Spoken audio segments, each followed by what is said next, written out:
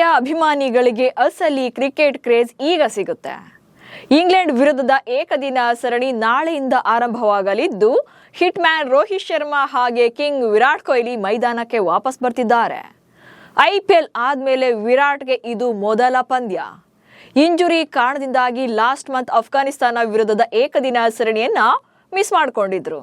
So Kohli ಖದರ್ ನೋಡೋಕೆ fans ಕೂಡ ಕಾಯ್ತಾ ಇರ್ತಾರೆ. ಅಂಡ್ ಇಂಗ್ಲೆಂಡ್ ವಿರುದ್ಧದ ಸರಣಿ ಭಾರತಕ್ಕೆ ಪ್ರತಿಷ್ಠೆಯ ಪ್ರಶ್ನೆಯೂ ಆಗಿದೆ. ಹೀಗಾಗಿ ನಾಳಿನ ಪಂದ್ಯಕ್ಕೆ ಭಾರತದ ಪ್ಲೇಯಿಂಗ್ 11 ಹೇಗಿರುತ್ತೆ? ಗೌತಮ್ ಗಂಭೀರ್ ಇಲ್ಲೂ ಕೂಡ ಹೈಡ್ ಅಂಡ್ ಸೀಕ್ ಆಡ್ತಾರ? ಸೊ ವಿಕೆಟ್ ಕೀಪರ್ ಯಾರು? ಬುಮ್ರಾ ಬಲದಿಂದ ಬೌಲಿಂಗ್ ಸ್ಟ್ರಾಂಗ್ ಆಯ್ತಾ? ಈ ಬಗ್ಗೆ ಹೇಳ್ತೇನೆ. ನಾನು ಶಾಂತ. ನೀವು ಸುದ್ದಿಯಾನದ ಸಬ್ಸ್ಕ್ರೈಬರ್ ಆಗೋದಿಕ್ಕೆ ಮರಿಬೇಡಿ. ಟೀಮ್ ಇಂಡಿಯಾದಲ್ಲಿ T20 ಹಾಗೆ ಟೆಸ್ಟ್ ಪಂದ್ಯಗಳಿಗಿಂತ ಏಕದಿನ ಪಂದ್ಯಗಳು ಅಂದ್ರೆ ತುಂಬಾನೇ ಸ್ಪೆಷಲ್. ಯಾಕಂದ್ರೆ ಅಲ್ಲಿ ರೋಕೋ ಜೋಡಿಯ ಮೋಡಿ ನೋಡೋಕೆ ಅಭಿಮಾನಿಗಳು ಕಾಯ್ತಾ ಇರ್ತಾರೆ. ಅವರಿಬ್ರು ಕೂಡ ಮೈದಾನದಲ್ಲಿ ಆಡ್ತಿದ್ದಾರೆ ಅನ್ನೋದ್ರ ಮಜಾನೇ ಬೇರೆ. ಇನ್ನೇನು ನಿವೃತ್ತಿಯ ಹೊಸ್ತಿಲಿನಲ್ಲಿರುವಂತ ಈ ಲೆಜೆಂಡರ್ಗಳ ಪ್ರತಿ ಪಂದ್ಯಗಳ ಪ್ರತಿ ಮೂಮೆಂಟ್ನು ಕೂಡ ಎಂಜಾಯ್ ಮಾಡಬೇಕಿದೆ. ಸೊ ನಾಳೆಯಿಂದ ಕ್ರಿಕೆಟ್ ಜನಕರ ನಾಡಿನಲ್ಲಿ ಹೊಸ ಸಮರ ಆರಂಭವಾಗಲಿದೆ. ಇಂಗ್ಲೆಂಡ್ ವಿರುದ್ಧ ಏಕದಿನ ಸರಣಿ ಸಮರ ನಾಳೆಯಿಂದ ಆರಂಭ. ಇಂಗ್ಲೆಂಡ್ ವಿರುದ್ಧ T20 ಸರಣಿಯನ್ನ ಸೋತಿರುವಂತ ಭಾರತ ನಾಳೆಯಿಂದ ಏಕದಿನ ಸರಣಿಯನ್ನಾಡುತ್ತೆ.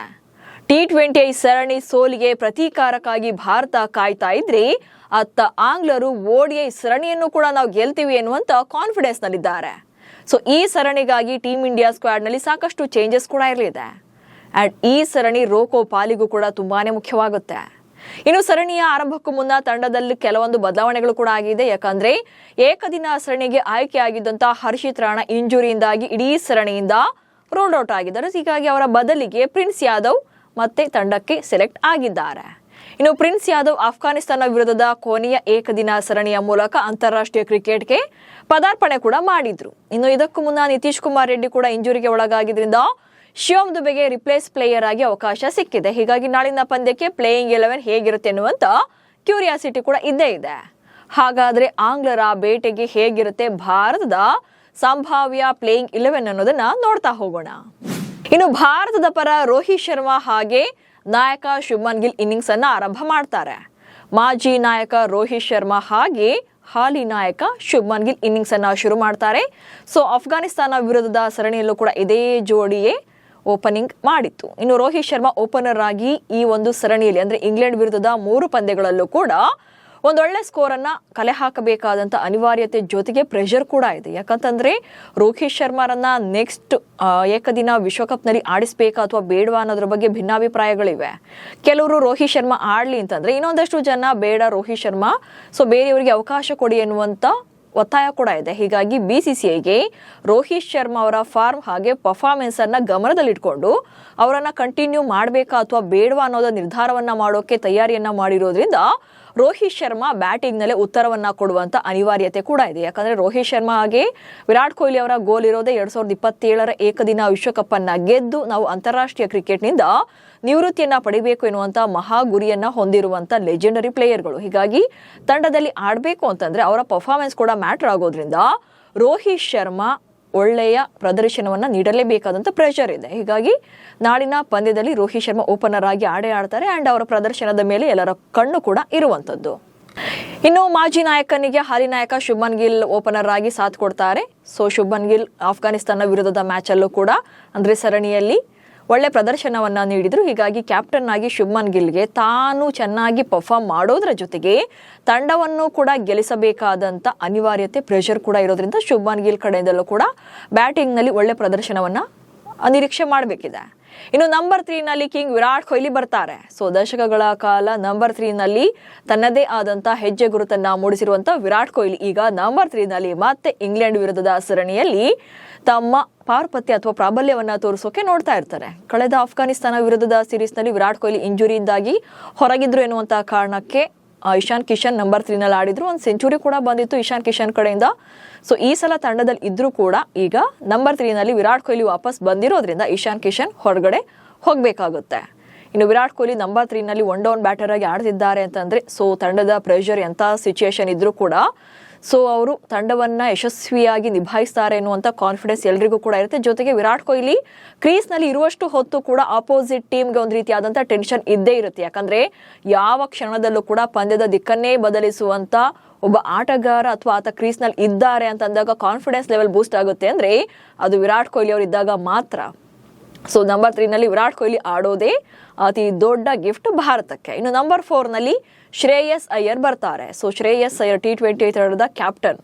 ಬಟ್ ಅವರು ಕ್ಯಾಪ್ಟನ್ ಆಗಿ ಕಳೆದ 7 ಪಂದ್ಯಗಳಲ್ಲಿ T20 ಟಾಸ್ಕ್ಗಳನ್ನು ಸತತವಾಗಿ ಗೆದ್ರೂ ಕೂಡ ಅವರಿಗೆ ಒಂದೇ ಒಂದು ಪಂದ್ಯವನ್ನ ಗೆಲ್ಲಿಸೋಕೆ ಸಾಧ್ಯವಾಗಿಲ್ಲ. ಬಟ್ ಬ್ಯಾಟಿಂಗ್ ನಲ್ಲಿ ಇಂಡಿವಿಜುವಲ್ ಆಗಿ ಅವ್ರ ಕಡೆಯಿಂದ ಕೆಲ ಪಂದ್ಯಗಳಲ್ಲಿ ಒಳ್ಳೆಯ ನಂಬರ್ಸ್ ಬಂದಿದೆ, ರನ್ಸ್ ಬಂದಿದೆ. ಹೀಗಾಗಿ ಏಕದಿನ ಮಾದರಿಯಲ್ಲೂ ಕೂಡ ಅವರು ಒಬ್ಬ ಬ್ಯಾಟರ್ ಆಗಿ ಇಲ್ಲಿ ಅದ್ಭುತವಾದಂಥ ಪ್ರದರ್ಶನವನ್ನ 4ನೇ ಕ್ರಮಾಂಕದಲ್ಲಿ ನೀಡುವಂತ ಅಗತ್ಯತೆ ಅವ್ರಿಗಿದೆ. ಇನ್ನು number 5 KL Rahul wicket keeper batter ಆಗಿ ಬರ್ತಾರೆ. ಸೊ ಇಲ್ಲಿ KL ರಾಹುಲ್ ಏಕದಿನ ಮಾದರಿಯ ಪಂದ್ಯಗಳಲ್ಲಿ ಈಗ ಭಾರತದ ಬೆಸ್ಟ್ ಫಿನಿಷರ್ ತರ ಕಾಣಿಸ್ತಾ ಇರುವಂತದ್ದು. ಯಾಕಂದ್ರೆ ನಂಬರ್ 5 ಬರುವಂತ KL ರಾಹುಲ್ ಮೇಲೆ ತುಂಬಾನೇ ರೆಸ್ಪಾನ್ಸಿಬಿಲಿಟೀಸ್ ಇರುತ್ತೆ. ಯಾಕಂದ್ರೆ ಟಾಪ್ ಆರ್ಡರ್ ಕೈ ಕೊಟ್ಟಾಗ ಅಥವಾ ಟಾಪ್ ಆರ್ಡರ್ ಎಕ್ಸ್ಟ್ರಾರ್ಡಿನರಿ ಪ್ರದರ್ಶನ ನೀಡಿದಾಗ ನಂಬರ್ 5 ಅದರಲ್ಲಿ ಸ್ಲೋ ಆಗಿ ಇನ್ನಿಂಗ್ಸ್ ಅನ್ನ ಆಡ್ಬೇಕಾ ಅಥವಾ ತುಂಬಾ ಚೆನ್ನಾಗಿ ಬಂದಿದೆ ಟಾಪ್ ಆರ್ಡರ್ ಬ್ಯಾಟಿಂಗ್ ಅಂದಾಗ ಅಷ್ಟೇ ಟಾಪ್ ಕ್ವಾಲಿಟಿಯಾಗಿ ಇಲ್ಲೂ ಕೂಡ ಫಿನಿಶಿಂಗ್ ರೋಲ್ನ ಪ್ಲೇ ಮಾಡಬೇಕಾಗುತ್ತೆ. ಸಾಕಷ್ಟು ಪಂದ್ಯಗಳಲ್ಲಿ ಮ್ಯಾಚ್ ವಿನ್ನಿಂಗ್ ನಾಕ್ಸ್ ಆಡಿರೋದ್ರಿಂದ ಸೊ KL ರಾಹುಲ್ ಇಲ್ಲಿ ವಿಕೆಟ್ ಕೀಪರ್ ಆಗಿ ಆಡಲೇಬೇಕಾಗುತ್ತೆ. ಅಫ್ಘಾನಿಸ್ತಾನ ವಿರುದ್ಧದ ಮ್ಯಾಚ್ ಅಲ್ಲಿ ಒಂದು ಪಂದ್ಯದಲ್ಲಿ KL ರಾಹುಲ್ ರನ್ನ ತಂಡದಿಂದ ಹೊರಗಿಟ್ಟಿದ್ರು ಗೌತಮ್ ಗಂಭೀರ್ ಅವರು. ಸೊ ವಿಕೆಟ್ ಕೀಪರ್ ಬ್ಯಾಟರ್ ಆಗಿ ಅಲ್ಲಿ ಇಶಾನ್ ಕಿಶನ್ ವಿಕೆಟ್ ಕೀಪಿಂಗ್ ಅನ್ನ ಮಾಡಿದ್ರು, KL ರಾಹುಲ್ ರನ್ನ ಕೈ ಬಿಟ್ಟಿದ್ರು. ಬಟ್ ಈಗ ಆ ರೀತಿಯಾಗಿ ಮಾಡುವಂತಿಲ್ಲ. ಯಾಕಂದ್ರೆ KL Rahul extraordinary batter. So ಪದೇ KL ರಾಹುಲ್ ಮೇಲೆ ಗಂಭೀರ್ ಆ ರೀತಿಯಾಗಿ ಎಕ್ಸ್ಪೆರಿಮೆಂಟ್ ಗಳನ್ನ ಮಾಡೋದು ಕೂಡ ಸರಿಯಲ್ಲ. ಈಗ ಆಲ್ರೆಡಿ T20 ಕೂಡ ತಮ್ಮ ಎಕ್ಸ್ಪೆರಿಮೆಂಟ್ ಅನ್ನ ಮಾಡೋಕೆ ಹೋಗಿ ಹಳ್ಳ ಹಿಡಿಸಿದ್ದಾರೆ. ಸೊ ಅಟ್ಲೀಸ್ಟ್ ಏಕದಿನದಲ್ಲಾದ್ರೂ ಕೂಡ ಅದನ್ನ ಬಿಡಬೇಕಾಗುತ್ತೆ. KL Rahul wicket keeper batter ಆಗಿ ಸೊ ಅವ್ರ ಬ್ಯಾಟಿಂಗ್ ನಲ್ಲೂ ಕೂಡ ರೆಸ್ಪಾನ್ಸಿಬಿಲಿಟಿ ತಗೊಳ್ತಾರೆ, ಸಾಕಷ್ಟು ಅನುಭವ ಇದೆ. ವಿಕೆಟ್ ಕೀಪಿಂಗ್ ನಲ್ಲೂ ಕೂಡ ತುಂಬಾನೇ ಶಾರ್ಪ್ ಇರೋದ್ರಿಂದ KL ರಾಹುಲ್ ರನ್ನೇ ವಿಕೆಟ್ ಕೀಪರ್ ಬ್ಯಾಟರ್ ಆಗಿ ಇಲ್ಲಿ ಆಡಿಸಬೇಕಾಗುತ್ತೆ. ಇನ್ನು ಆಲ್ರೌಂಡರ್ಸ್ ಅಂತ ಬಂದಾಗ ಸೊ ಇಲ್ಲಿ ಇಬ್ಬರನ್ನ ತೆಗೆದುಕೊಳ್ಳುವಂತ ಸಾಧ್ಯತೆಗಳು ಜಾಸ್ತಿ ಇದೆ. ಸೊ ಇಲ್ಲಿ ಅಕ್ಷರ್ ಪಟೇಲ್ ಹಾಗೆ ಶಿವಮ್ ದುಬೆ ಆಲ್ರೌಂಡರ್ಗಳ ಕೋಟಾದಲ್ಲಿ ಆಡುವಂತ ಸಾಧ್ಯತೆಗಳು ಜಾಸ್ತಿ ಇದೆ. ಯಾಕಂದ್ರೆ ಆಲ್ರೌಂಡರ್ ಕೋಟಾದಲ್ಲಿ ಸೆಲೆಕ್ಟ್ ಆಗಿದ್ದಂತ ನಿತೀಶ್ ಕುಮಾರ್ ರೆಡ್ಡಿ ರೂಲ್ಡ್ ಔಟ್ ಆಗಿರೋದ್ರಿಂದ ಅವ್ರ ಬದಲಿಗೆ ಶಿವಮ್ ದುಬೆ ಬಂದಿರುವಂತದ್ದು. ಜೊತೆಗೆ ಇವರಿಬ್ಬರನ್ನ ಬಿಟ್ರೆ ವಾಷಿಂಗ್ಟನ್ ಸುಂದರ್ ಆಲ್ರೌಂಡರ್ ಕೋಟಾದಲ್ಲಿ ಇದ್ದಾರೆ. ಬಟ್ T20 ಫಾರ್ಮೆಟ್ ನಲ್ಲೂ ಕೂಡ ಏನು ವಾಷಿಂಗ್ಟನ್ ಸುಂದರ್ ಕಡೆಯಿಂದ ಯಾವುದೇ ಉಪಯೋಗ ಆಗಿಲ್ಲ. ಬ್ಯಾಟಿಂಗ್ ಇರ್ಬೋದು, ಬೌಲಿಂಗ್ ಇರ್ಬೋದು, ಕೊನೆಗೆ ಫೀಲ್ಡಿಂಗ್ ನಲ್ಲೂ ಕೂಡ ಸುಂದರ್ ತಮ್ಮ ಕಡೆಯಿಂದ ಯಾವ ಇಂಪ್ಯಾಕ್ಟ್ ಅನ್ನು ಮಾಡಿಲ್ಲ. ಹೀಗಾಗಿ ಅಕ್ಷರ್ ಪಟೇಲ್ ಜೊತೆಗೆ ಶಿವಮ್ ದುಬೆಯನ್ನ ಆಲ್ರೌಂಡರ್ ಕೋಟಾದಲ್ಲಿ ಆಡಿಸುವಂತ ಸಾಧ್ಯತೆಗಳು ಜಾಸ್ತಿ ಇದೆ. ಇನ್ನು ಅಕ್ಷರ್ ಪಟೇಲ್ ಅಂತ ಬಂದಾಗ ಬೌಲಿಂಗ್ ನಲ್ಲೂ ಕೂಡ ಅವರು ಸೊ ಎಲ್ಲ ಓವರ್ಗಳನ್ನ ಬೋಲ್ ಮಾಡುವಂತ ಅವ್ರಿಗೆ ಸ್ಟ್ರೆಂತ್ ಇದೆ. ಹೀಗಾಗಿ ಅಕ್ಷರ್ ಪಟೇಲ್ ಜೊತೆ ಹೋಗ್ತಾರೆ. ಜೊತೆಗೆ ಬ್ಯಾಟಿಂಗ್ ಅಂತ ಬಂದಾಗ ಶಿವಮ್ ದುಬೆ ಕಡೆಯಿಂದ ಡೆತ್ ಓವರ್ ಅಥವಾ ಲಾಸ್ಟ್ ಇನ್ನಿಂಗ್ಸ್ ನಲ್ಲಿ ಅವರನ್ನ ಅಥವಾ ಲಾಸ್ಟ್ ಮೂಮೆಂಟ್ ನಲ್ಲಿ ಶಿವಮ್ ದುಬೆ ಕಡೆಯಿಂದ ಒಂದು ಒಳ್ಳೆ ಬ್ಯಾಟಿಂಗ್ ಅನ್ನ ನಿರೀಕ್ಷೆ ಮಾಡಬಹುದು. ಹೀಗಾಗಿ ಆಲ್ರೌಂಡರ್ಸ್ ಅಂತ ಬಂದಾಗ ಸೊ ಇಲ್ಲಿ ಇಬ್ಬರನ್ನೇ ತೆಗೆದುಕೊಳ್ಳುವಂತ ಸಾಧ್ಯತೆಗಳು ಜಾಸ್ತಿ ಇರುತ್ತೆ. ಯಾಕಂದ್ರೆ ಏಕದಿನ ಮಾದರಿಯಲ್ಲಿ ಒಬ್ಬ ಬೌಲರ್ಗೆ 10 ಓವರ್ಗಳನ್ನ ಬೌಲ್ ಮಾಡಬೇಕಾಗಿರೋದ್ರಿಂದ ಇಲ್ಲಿ ಬೌಲಿಂಗ್ ಸ್ಕ್ವಾಡ್ ನು ಕೂಡ ಸ್ಟ್ರಾಂಗ್ ಮಾಡಬೇಕಾದಂತ ಅನಿವಾರ್ಯತೆ ಇರೋದ್ರಿಂದ ಇಬ್ಬರು ಆಲ್ರೌಂಡರ್ಗಳ ಮೊರೆ ಹೋಗುವಂತ ಸಾಧ್ಯತೆಗಳಿದೆ. ಇನ್ನು ಸ್ಪಿನ್ನರ್ ಅಂತ ಬಂದಾಗ ಕುಲ್ದೀಪ್ ಯಾದವ್. ಸೊ ಕುಲ್ದೀಪ್ ಯಾದವ್ ಸಾಕಷ್ಟು ಎಕ್ಸ್ಪೀರಿಯನ್ಸ್ ಇರುವಂತ ಚೈನಾವನ್ ಸ್ಪಿನ್ನರ್. ಸೊ ಮ್ಯಾಚ್ ವಿನ್ನಿಂಗ್ ಪ್ರದರ್ಶನಗಳನ್ನು ಕೂಡ ನೀಡಿದ್ದಾರೆ. ಜೊತೆಗೆ ICC ಟೂರ್ನಮೆಂಟ್ಗಳಲ್ಲೂ ಕೂಡ ಕುಲ್ದೀಪ್ ಕಡೆಯಿಂದ ಒಳ್ಳೊಳ್ಳೆ ಇನ್ನಿಂಗ್ಸ್ ಬಂದಿದೆ. ಹೀಗಾಗಿ ಕುಲ್ದೀಪ್ ಯಾದವ್ ಸ್ಪಿನ್ನರ್ ಆಗಿ ಅದ್ಭುತವಾದಂತ ಪ್ರದರ್ಶನ ನೀಡ್ತಾರೆ.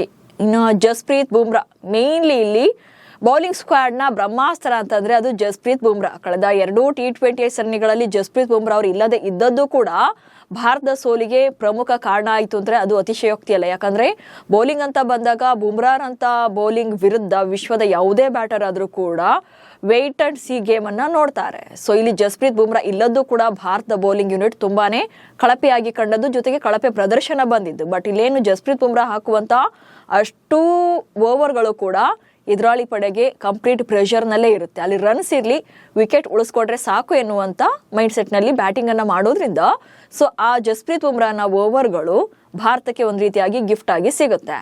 ಇನ್ನು ಹರ್ಷದೀಪ್ ಸಿಂಗ್ ಸಾಕಷ್ಟು ಎಕ್ಸ್ಪೀರಿಯನ್ಸ್ ಇರುವಂತ ಹರ್ಷದೀಪ್ ಸಿಂಗ್ ರನ್ನ ಇಲ್ಲೂ ಕೂಡ ಕಂಟಿನ್ಯೂ ಮಾಡ್ತಾರೆ.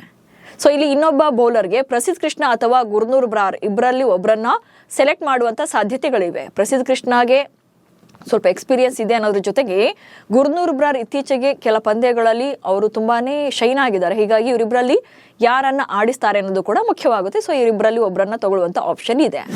ಹೀಗೆ ಬಲಿಷ್ಠ ತಂಡವನ್ನೇ ಅಖಾಡಕ್ಕಿಳಿಸೋಕೆ ಟೀಮ್ ಇಂಡಿಯಾ ರೆಡಿ ಆಗಿದೆ.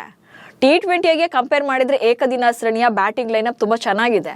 ಅಂಡ್ ಬೌಲಿಂಗ್ ಯೂನಿಟ್ ಕೂಡ ತುಂಬಾನೇ ಸ್ಟ್ರಾಂಗ್ ಅನಿಸ್ತಾ ಇದೆ. ಯಾಕಂದ್ರೆ ಜಸ್ಪ್ರೀತ್ ಬುಮ್ರಾ ಆಡ್ತಾ ಇರೋದೇ ಅತಿ ದೊಡ್ಡ ಸ್ಟ್ರೆಂತ್ ಆಗುತ್ತೆ.